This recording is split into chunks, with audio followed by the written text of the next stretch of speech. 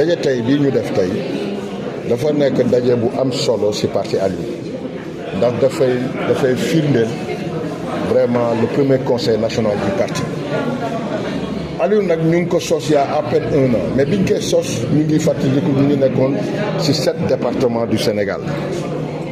aujourd'hui ñu ngi ci 34 départements am nañu yaakaar ne fii ak 2027 dinañ atteindre maintenant les 46 départements loolu nag li ko andil mooy que nous avons su créer une équipe mooy que Aliou ay équipe la nous avons dañu promouvoir dañoo suuxat ce qu'on appelle le leadership éclaté permettre maintenant à tous les responsables kenn ku ci nekk walla bi ñu la dénk ñu may la possibilité nga doxal ko ni nga ko yëgee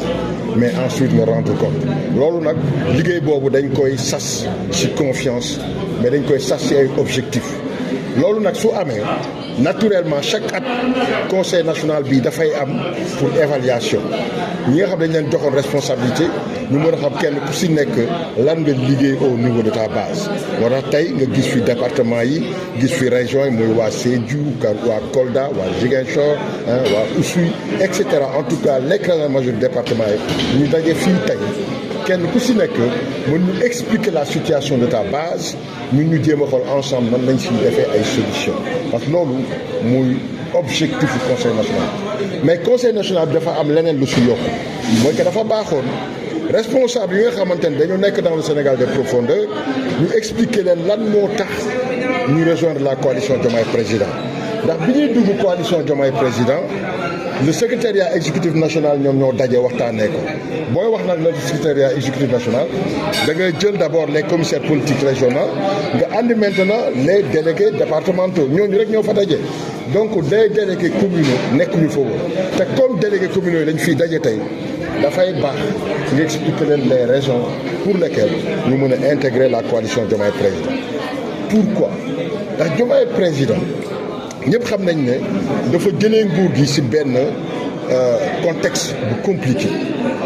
bi mu ko jotee ñëpp xam nañ ne dafa nekk ci ay difficultés yu tar muy la situation économique situation yu ci toll ñun ñu tuddee suñu bopp alliance pour les urgences de la République donc nous réclamons comme des républicains un républicain lan mooy doon objectif numéro 1 mooy réewam kon Sénégal boo xamante ne bu fa tolloo ci ay xat-xat politique bu nekk da nga war a jàng fàttali sa bopp ñu jiital intérêt Sénégal loolu bokk na ci li ñu fa andi mais ñëpp xam nañu ne bi Bassirou Diomaye Diakhar Faye di accéder à la magistrature suprême askan wi amoon nañ ci yaakaar mais dafa ëppee woon ci ndaw yooyu tey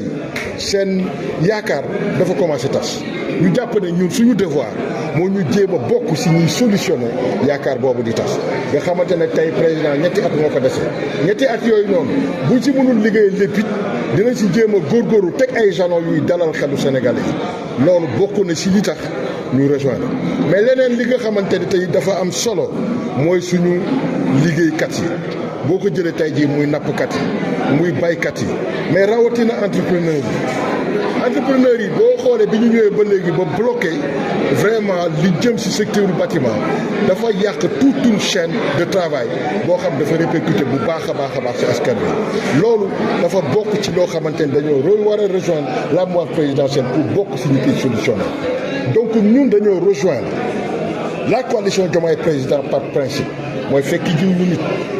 ñu dañoo fekki ji des principes dañoo gëm ne ay citoyens lañu nous sommes des républicains notre devoir aujourd'hui c'est de répondre à l'appel de la République donc loolu bokk na ci li tax mais li nga xam moo ci gën a am solo loolu mooy li ñu dul négocier mooy que fa ñu toog dañ fay joxante cër mais dañuy déglu parce que ñëwuñu pour des calculs politiques ndax bi ñuy ñëw jafe na donc mais li ñu gëm mooy que lépp loo xamante ne dañ ko war a def ci Sénégal ñu bàyyi ñu ci xel ñu joxe suñu xalaat et je pense que loolu moo ci ëpp solo leneen li ci des yëpp pour ñun ay complément la ñu lépp solo dëggantaan mooy nañu déglonte nañu déggante mais nañuy lal waxtaan mooy dialogue donc moo tax ñun dañoo gëm képp koo xamante ne da nga nekk ci bopp réew bi di oote waxtaan ndax waxtaan ci le Sénégal lalu ba egsi fi mu egsi tey donc mu nekk loo xamante ne duñu ko macha dañ ciy bàyyi xel te képp ñu ànd ak dañu bëgg nga ciy bàyyi xel donc yooyu bokk na ci li taxoon vraiment ñu ànd ak le président Diomaye pour essayer maintenant de redresser la barre ndax fi mu nekk nii situation économique Sénégal bi metti na Sénégalais ñu ngi koy dund. moo tax récemment ma am benn émission mel leen man Babacar Diop dama gëm la restructuration de la dette parce que dañu jàpp ne kenn warul restructurer dettu Sénégal mooy bor bi te ñu xam ne ñun si juin 2026 bii nii war nañu fay 618 milliards mu am ay nit yu taxaw ne non non duñ def restructuration man ma ne leen lan mooy restructuration mooy bor boo xam ne da nga ko war a fay benn weer ñu ne la defaral nañ la ko juróom benn weer mais donc dañ la koy étaler pour permettre maintenant Sénégalais taxes yu métti yi ñu leen teg ñu mën a noyyi mais ñi nga xam ne ñoom ñooy xeex ne kenn du restructurer kenn ku si nekk tu as un budget de milliards donc yow yëgoo choc économique bi mais sa njaboot yëgu ko képp ku la wër yëgu ko kon ñun suñuy wax dañuy wax au nom et pour le compte du bas peuple parce que man mën naa ko bañ a yëg mais ñi nga xam ñun ñoo nekk suñu ginnaaw ñun dañ koy yëg parce que ñun ñoo jege base bi ñun ñooy intervenir auprès de la base te tey ku traverse tabaski bi passé nga xamante ne Sénégal mu ngi traverse ay situation économique yu doy waar kon de grâce ñi nga xamante ne yàlla may na leen teraanga ba mu doy lépp loo xamante ne dafa war a bokk ci liy solutionner la souffrance des Sénégalais buñ ko compte te ñu bàyyi wat xel ci li may wax mooy que restructuration au-delà ñu étaler ñu les nombres d'années yi nga xam ne ko war a def mooy maanaam lu ñu war a fay ñetti at ñu war ko fay ci juróom benn at wala juróom-ñetti at wala fukki at leneen li ci nekk mooy que ñoom bu ñu la joxee mooy ñu étaler la bor bi mais dañ lay wax ne la dañ lay jox dañ lay poser ay conditions mais bu ñu poser les conditions dañu waxtaanee na FMI du ñëw ne la lii la ñuy def par force def na dañu naan lii la ñu bëgg ñun leen nii lañ ko mën a defee nii lañ koy defee ñu waxtaan essayer de trouver un terrain d'entente ñu restructurer dette bi li nga xamante ne dañ ko doon fay buñ ko fayatul dafay delluwaat ci askan wi loolu moo ñuy mën a permettre ñu essoufflé wu parce que tey jii bu dee dañ la ne mois de juin bi da nga war a fay 618 milliards bu dee étalé nañu dette bi mais à la place des 618 milliards mën nga fay 750 milliards mais moo gën ñu bëgg continuer ak ay orgueil ne kenn du restructurer. Il est bon de préciser que l'objectif de la rencontre d'aujourd'hui s'avère d'abord le premier conseil national du parti. Il faut aussi faire comprendre à la population sénégalaise que le parti Allure a été créé récemment il y a 1 an. Et la création du parti Allure nous a permis maintenant vraiment de lancer nos premières activités en ayant maintenant 7 départements. Aujourd'hui, nous avons convoqué le premier conseil national pour évaluer le travail que nous avons fait depuis l'année dernière, à savoir le lancement le 5 avril dernier. Aujourd'hui, à l'occasion du premier conseil national, nous avons pu vraiment regrouper 34 départements du Sénégal et ce sont maintenant 6 responsables des départements, les commissaires union régionale, se sont retrouvés ici à Dakar à l'occasion du premier conseil national pour évaluer le travail de la base.